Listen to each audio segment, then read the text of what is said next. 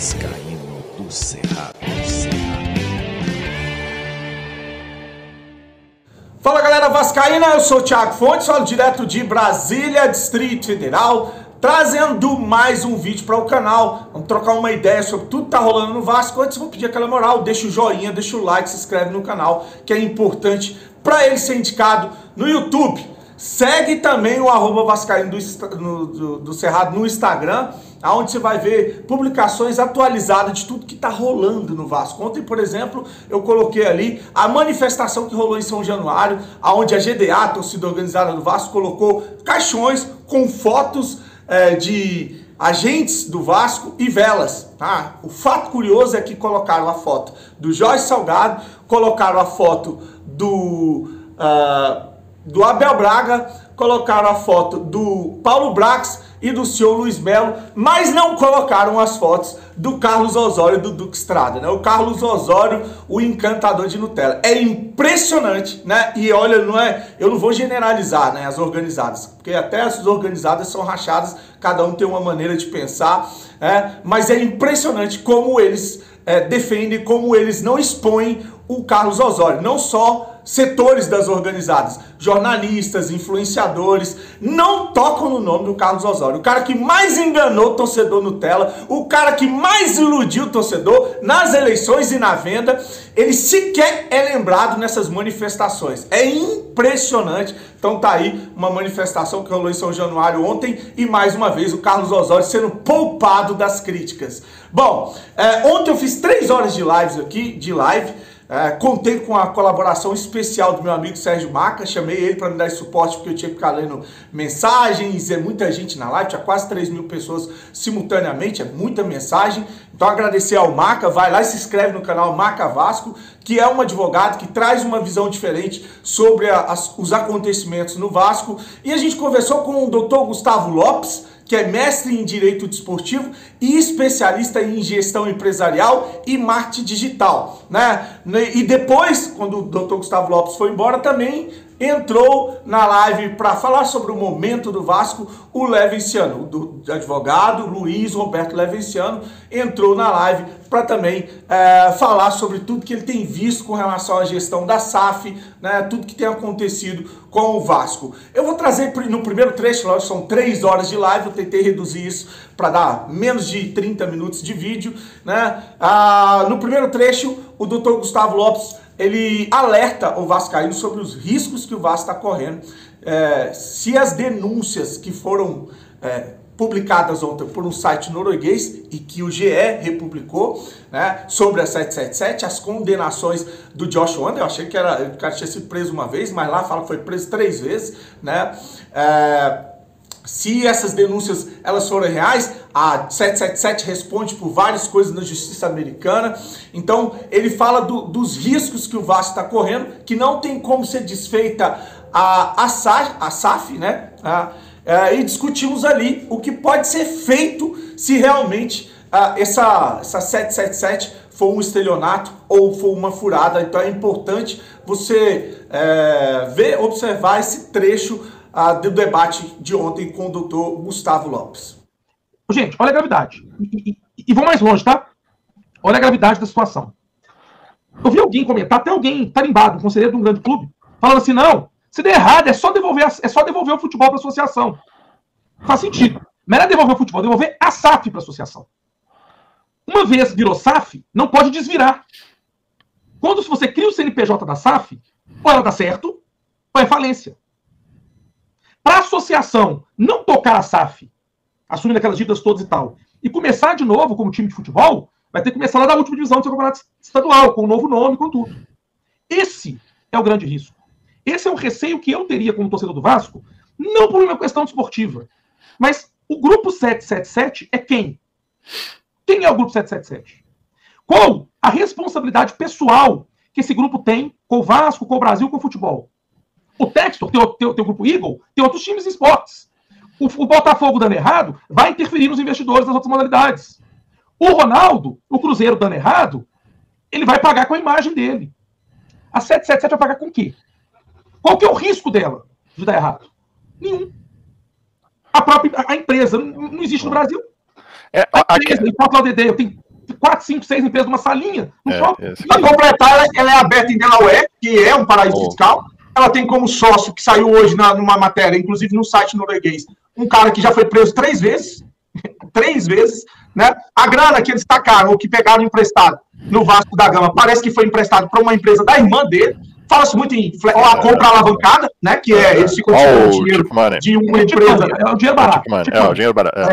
Então, mas assim, dessa sua preocupação, da preocupação que deveríamos ter, né? Claro, que deveríamos ter, que é, não tem como voltar atrás. Ok, a SAF do Vasco, uma vez que constituiu o CNPJ, ele tem que ser tocado como uma empresa separada do associativo. Não volta mais, né? Mas o negócio, por exemplo, o Gama desfez o negócio. O Gama aqui, eu conversei com o presidente do Gama, passei horas falando com ele no telefone, ele me ligou, né? E ele falou: olha, Thiago, veio um cara, um empresário, que se dizia empresário, e que sabe quando você pega um paciente doente, leva um remédio, leva um chá, vai conversando, diz que é o tal do Leonard Shakeman. O cara ia na casa dele, levava a esposa para ficar conversando com a esposa dele, que eles iam fazer, ia acontecer, e era tudo mentira. Lá, eles entraram com um processo de litígio e desfez o negócio. Aí é onde a gente entra naquele assunto, naquele primeiro debate lá, de que existem coisas separadas, né? Que é primeiro a constituição de SAF e depois a venda. O processo da venda, ele pode ser feito, mas o Vasco tem que ter banca para segurar a penca depois deixada pela empresa, né? Nesse cenário, as ações, os 70%, voltariam para o Vasco, associação, e o Vasco, associação, seria o sócio unitário da SAF, que era da 777, ou do Vasco SAF. Então, hoje, o Vasco Associação tem 30%, se o negócio for desfeito, ele volta a ter 100%. E o que ele vai fazer com esse 100%? O que ele quiser. Pode ir para a Bolsa de Valores, pode comercializar com os torcedores. Olha, gente, estamos buscando investidores para comprar aqui, por uma conta aqui de padaria, 10% do Vasco vale 70 milhões de reais. Uma conta de padaria. Se os torcedores quiserem, estou vendendo aqui 1% a 1 milhão, estou devagando. Pode fazer com o que quiser com esse 100%. Aí vem uma outra pergunta. Qual o fôlego que a associação ou Vasco teria para demandar em juízo, conseguir anular o negócio, pegar os 100% de volta, poder operar e mexer nas contas bancárias da SAF e botar o futebol para rodar? Porque uma coisa é o Gama, com todo respeito ao Gama, que me parece que hoje não é um clube nem seriado, não está nem na Série D, disputa só o estadual. Então, você segura a onda com 300 mil reais, 200 reais da TV, você consegue eliminar para pôr na conta da associação ali, você joga o candangão. Agora, como é que você faz o Vasco jogar futebol? Estrutura. Só fecharam o CT e não entrou mais um ou dois funcionários, acabou. Agora no Vasco, não. Ele foi tomado por uma estrutura da empresa, né? Esse é o grande problema. Então, a grande preocupação da SAF Vasco, hoje, que eu teria como torcedor, e eu tenho até como estudioso e profissional e apaixonado pelo futebol, é se o futebol do Vasco não corre o risco de sair dessa história toda pior do que entrou. Torço para não, né? Tem muita grana para entrar. Eu não sei como é que está o regime concentrado de execuções do Vasco. Eu não sei se o Vasco vai para o caminho da recuperação judicial. Porque o Cruzeiro adotou uma estratégia aqui muito inteligente. O Cruzeiro virou SAF num dia, no dia seguinte entrou com a RCE, suspendeu tudo, virou SAF. A SAF estava faturando zero, tinha zero para depositar. A SAF se organizou. A hora que ela se organizou um pouquinho, ele entra com a recuperação judicial. A hora que a recuperação judicial marca a Assembleia de Credores, ele desiste do RCE e fica com a recuperação judicial. Por quê? O RCE é limitado a 10 anos, 6 podendo virar 10. A recuperação judicial não tem limite. É o que foi pactuado com os credores. O Cruzeiro virou 18 anos. Com deságio para alguns credores. Alguns credores aceitaram abrir mão de parte do dinheiro para receber mais rápido, para receber. Aqui, doutor, aqui no Vasco... Só uma mensagem que eu te mandei hoje do Ilan Simões, que é um cara que estuda também esse processo, e eu acho interessante que ele fala exatamente desse processo de rompimento, né? Ele fala sobre fontes que estão saindo, sobre a 777, e ele disse assim, ó, agora cabe aos órgãos do Vasco encontrarem essa resposta, né? Não só a especulação, porque é sobre o que estão falando sobre a 777, e exigirem da 777 uma saída negociada. Exemplo, devolve o controle e parte do capital para não precisar honrar com os supostos bilhões. Então tá aí uma mensagem sobre o que a gente está falando do Ilan Simões. O mundo perfeito é esse, na minha opinião. O Vasco recupera as ações, até pode deixar o 777 com os 10% dos 70 milhões que já colocou, mas recuperar o controle e poder voltar para o mercado, né? É interessante, porque nesse momento, a lei da SAF ainda está ali cheia de dúvidas da sua aplicação, o Poder Judiciário ainda está experimentando a aplicação da lei, o Judiciário Civil é mais ponderado, mas o Judiciário Trabalhista, o TRT3, por exemplo, aqui de Minas Gerais, tem a todo tempo sentenciado, condenando a SAF a pagar as dívidas do futebol de maneira solidária, ou seja, desrespeitando o texto expresso da lei, que determina que a SAF só fará o pagamento mediante o depósito ali dos 20%. No momento em que o Vasco recupera a sua autonomia no clube, ele pode viabilizar uma busca de pagamentos. E, já conhecendo o caminho do judiciário que ele precisa percorrer, ele já sabe o que o judiciário pensa. Quando o Cruzeiro virou SAF, quando o Botafogo virou SAF, quando o Vasco virou SAF, a gente não sabia muito o que esperar. Hoje o Vasco já sabe o que esperar do TRT2 do Rio, do TJRJ. Você já tem um risco um pouco mais controlado.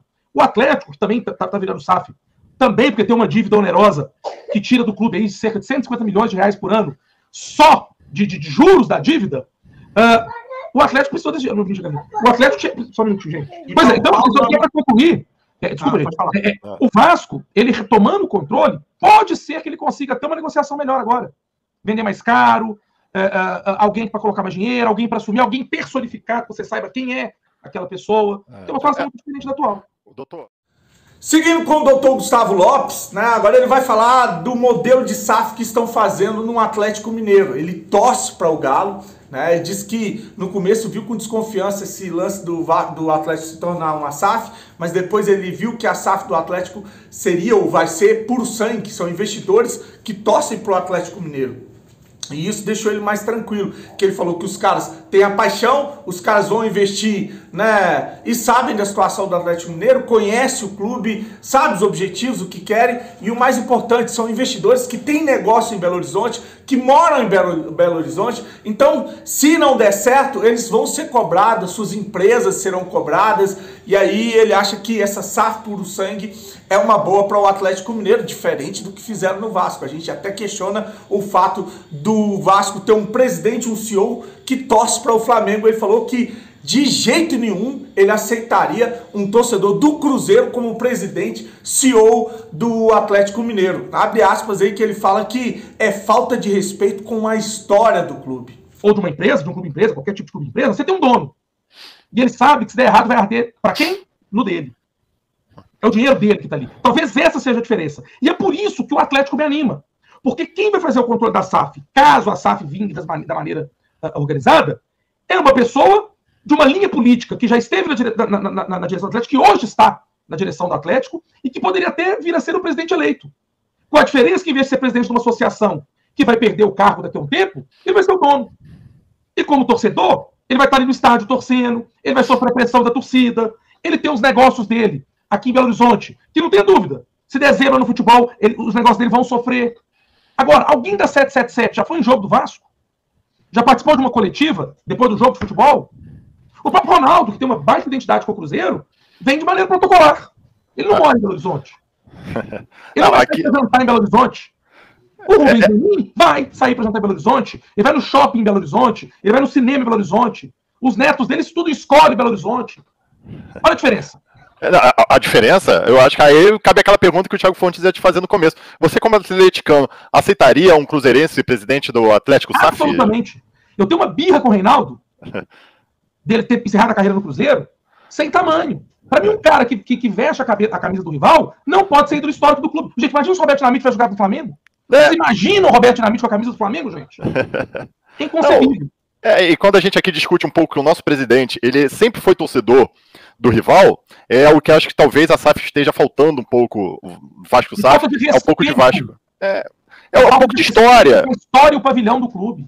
O conhecimento da história, porque você não viveu aquilo. O que eu falo assim, o cara pode ser o mais profissional que for, ele pode ser super competente, o que a gente até discute, porque até agora não mostrou nenhum serviço, mas ele não viveu a Cruz de Malta, como eu conheço muito atleticano, eu gosto do Atlético Mineiro, mas eu não vivo o Galo, eu não vivo a Raposa, e o cara não vive, pelo contrário, a gente sofrendo na arquibancada, o safado estava do outro lado rindo da nossa cara, até 3 anos atrás, e agora ele profissional, ok, mas ele se tornou o nosso presidente. Pelo menos o presidente, eu acho que toda e qualquer instituição tinha que vir do coração da instituição, digamos assim. Então tinha que ser pelo menos o presidente. Os diretores até se discute, porque no Vasco, inclusive, os diretores também são flamenguistas, porque o presidente é flamenguista, então ele trouxe quem ele conhece, que também são flamenguistas. Então o Vasco da Gama hoje está cheio de flamenguistas. Não precisa torcer pro Vasco. Mas torcer pro rival não dá. Pro rival é que eu falo também. Dói. São Paulino, Santista, Atleticano, Palmeirense, legal. Né? Legal. Bom, nós aproveitamos ali a presença do Dr. Gustavo Lopes, né, que é mestre em Direito Esportivo, para perguntar se é ilegal o empréstimo feito da Vasco SAF para o grupo, para a 777. E ele fala que não, sobre o aspecto legal, ela não é ilegal esse empréstimo. Mas ele falou que é estranho, né? Que é estranho esse tipo de empréstimo, principalmente que não faz parte da estratégia, não é para o departamento de futebol, não é voltado para o negócio futebol, né? E ele fala que isso pode ser uma manobra de alavancagem, que ele chamou de tip money, né? Que é o dinheiro barato. Eles pegam dinheiro emprestado, fazem dívida para pagar outra dívida. Esse tipo de negócio é muito perigoso e ele classificou aí como, abre aspas, é uma famosa tragédia anunciada, fecha aspas aí, para o Dr. Gustavo Lopes. Sobre poder emprestar dinheiro ou não, não é ilícito emprestar dinheiro. O que é ilícito, sem a regulamentação do Banco Central, é ter no empréstimo de dinheiro uma atividade recorrente com objetivo de lucro. Mas qualquer um de nós aqui pode emprestar um dinheiro para um amigo, emprestar um dinheiro para alguém, uma empresa pode emprestar um dinheiro para outra, isso não tem problema nenhum. É estranho. Do ponto de vista de compliance, não é recomendável que uma empresa empreste dinheiro para uma outra do grupo. Por uma razão muito simples. Você macula os caixas. Você pode usar o mesmo... Sabe aquela história, aquela piada que eles contam? Que o cara chegou no hotel, aí deu o dinheiro adiantado, o cheque, aí o cheque fulano pagou ciclano, que pagou o cheque voltou para a mesma pessoa? Pode acontecer mais ou menos isso. O dinheiro girar nas empresas da holding para voltar para a primeira de novo quando esse valor for pago. E isso leva a gente a acreditar que pode estar ocorrendo uma alavancagem com base no tip money, que é o dinheiro barato. O dinheiro barato pode estar vindo de onde? De outras empresas do grupo. Explica melhor essa instituição do tip money. É o termo utilizado para dinheiro barato. O que é o dinheiro barato? É aquele dinheiro que vem com juros baixos. Se a gestão desse dinheiro for boa, o dinheiro for bem investido, e você devolvê-lo com rapidez, ok? Pode funcionar bem.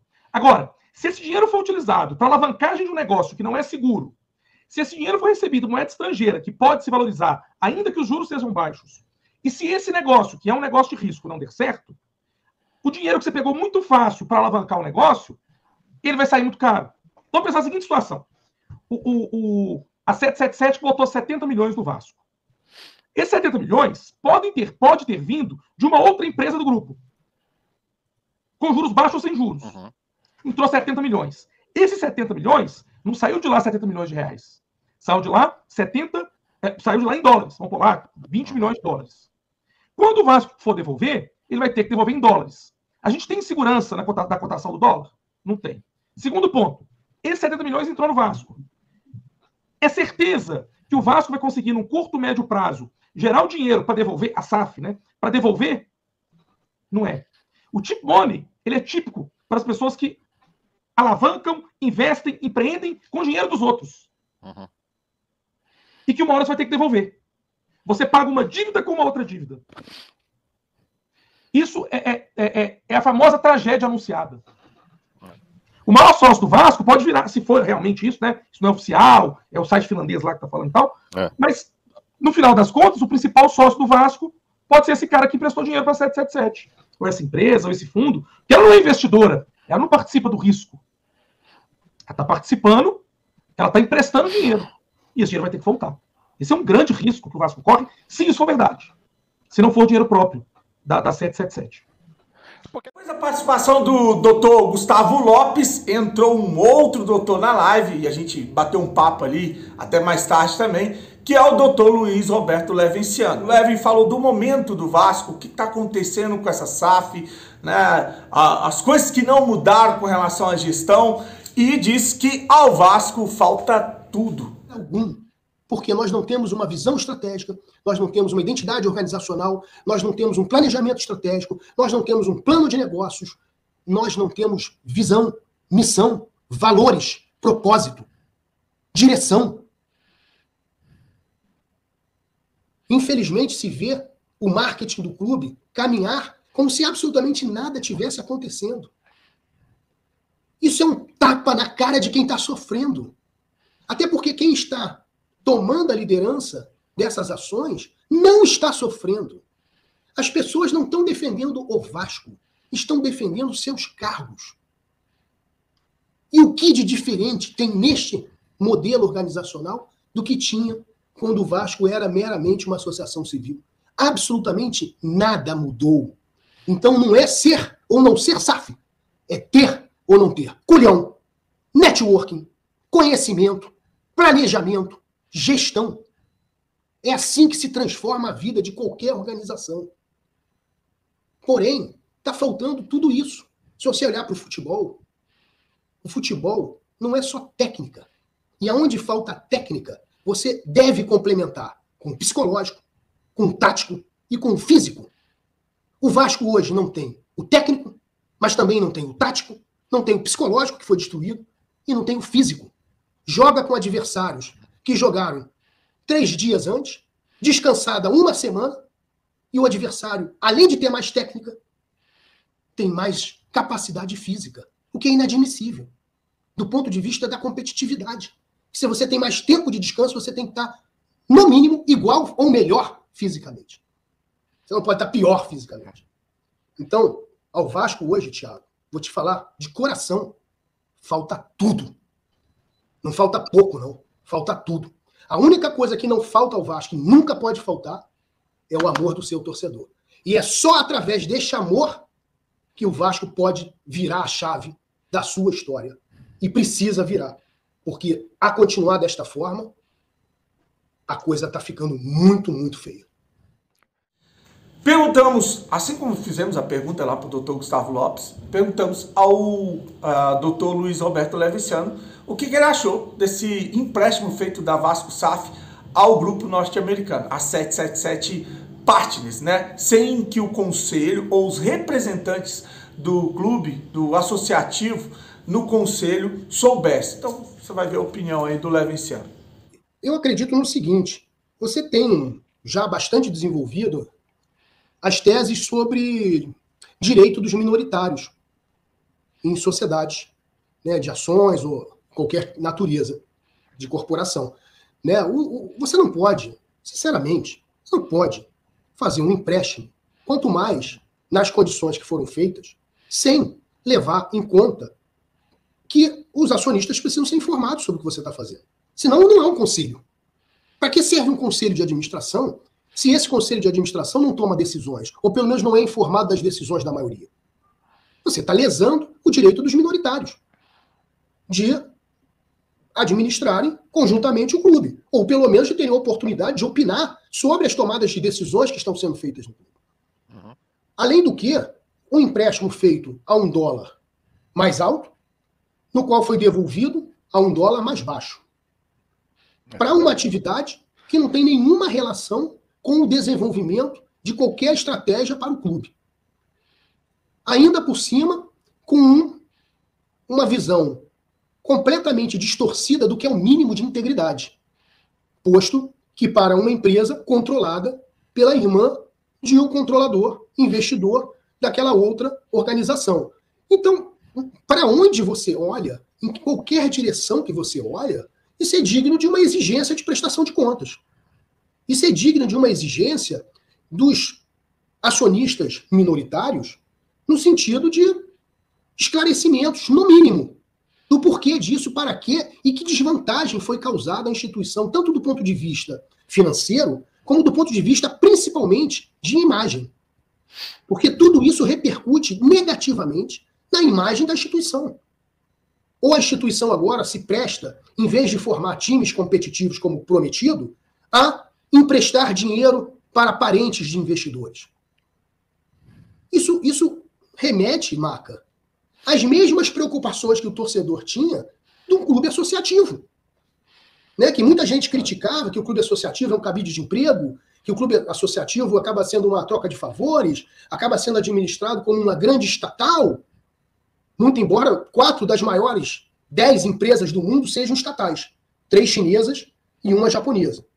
Quer dizer, mais uma vez, não é o modelo organizacional que garante o sucesso ou o fracasso de uma organização, e sim a maneira como ela é gerida, como é feita a sua gestão.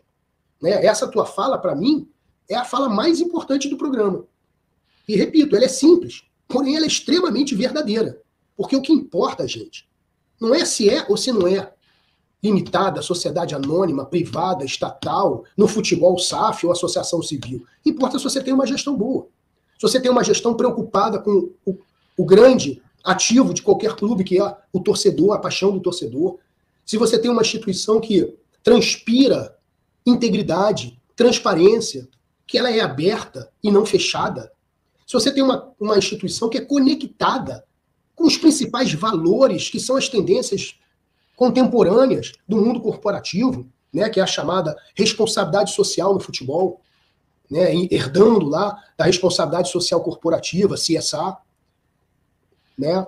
Então, o que importa, ou ESG, como tem muita gente que gosta, é ESG, né, Environment and Social Governance, é isso que nós temos que ter, gestão feita por alguém que realmente tenha capacidade técnica, mas também compreensão da paixão do torcedor, de entender que isso realmente é relevante. O torcedor não pode ser colocado como um problema para a instituição. O torcedor, na verdade, é a grande solução de qualquer instituição de futebol. O torcedor tem que ser ouvido, o torcedor tem que ser respeitado, o torcedor tem que ser representado. E isso, no Vasco de hoje, aliás, no Vasco de muitos anos já, não tem acontecido. Está faltando representatividade. Está faltando alguém que realmente fale em nome do torcedor, que o torcedor possa confiar que está realmente brigando por ele, falando em nome dele. É isso que eu acredito, Marco. Para finalizar o vídeo, eu vou deixar aí um desabafo feito pelo Dr. Luiz Roberto Levenciano assim que ele entrou na live, né? E agradecer a todos que participaram da live e que estão vendo esse vídeo aqui até o final. Curte, deixa sua mensagem que é importante para o vídeo ser indicado no YouTube. Grande abraço, um dia abençoado, fique com Deus e saudações vascaínas. O problema é que hoje o Vasco é comandado por fiasco e não por quem é vascaíno e ama o Vasco de verdade. O Vasco não pode ser comandado por alguém que torça para o rival. O Vasco é para ser comandado por quem tem tesão, amor e paixão pelo clube. Quem já viu esse clube levantar troféus continentais, nacionais e estaduais. Não só no futebol, mas em 59 modalidades esportivas. O Vasco não é isso que estão fazendo com o Vasco. O Vasco não é isso que nós estamos vendo. O Vasco precisa voltar ao lugar do Vasco. E isso só pode ser feito quando toda a torcida vascaína estiver abraçada e hermanada em este propósito. Enquanto houver um vascaíno que justifique por qualquer razão o Vasco disputar uma zona de rebaixamento, o Vasco não será o Vasco. O Vasco só voltará a ser o Vasco quando cada vascaíno entender a grandeza do que é o Vasco da Gama. A grandeza do que são as nossas raízes, a nossa história, os nossos valores, a nossa força e a paixão do nosso torcedor, que é a torcida mais foda do planeta. Não existe torcida mais foda do que a torcida do Vasco. Porém, infelizmente, muitos vascaínos se permitiram se enganar. Se permitiram acreditar, tal qual puta, que por um punhado de milhões se podia fazer alguma coisa diferente, sem propósito, sem gestão, sem planejamento, sem estratégia, sem inteligência, sem sabedoria, sem vascaínos no poder, sem integridade, sem honestidade, como se fosse possível realmente, se ser campeão de qualquer coisa, não tivesse que ter valores como honestidade, integridade, propósito, paixão, tesão e verdade, principalmente verdade. Se há o que se esconder, já se começa a desconfiar. Porque quem não faz nada errado, nada tem a esconder, nada tem a temer. Infelizmente, somos um clube obscuro. Somos um clube que hoje parece uma caverna dos dragões. E ainda temos uma política que as pessoas se colocam à frente do maior clube do mundo, com a torcida mais foda do mundo. Eu ando, nesses últimos meses, nesses últimos anos, extremamente triste. Triste por cada um de vocês, vascaínos. Triste pelo que fizeram vocês acreditarem. Triste por ver o sofrimento de cada um. Por ver que, infelizmente, vocês, muitos de vocês, se deixaram levar por um discurso que não tinha respaldo na verdade, na transparência, na integridade e no amor pelo Vasco. Infelizmente, esse caminho está sendo tortuoso, mas eu acredito bastante que o Vasco possa voltar a ser o Vasco dos sonhos de cada vascaíno. O Vasco que cada vascaíno merece.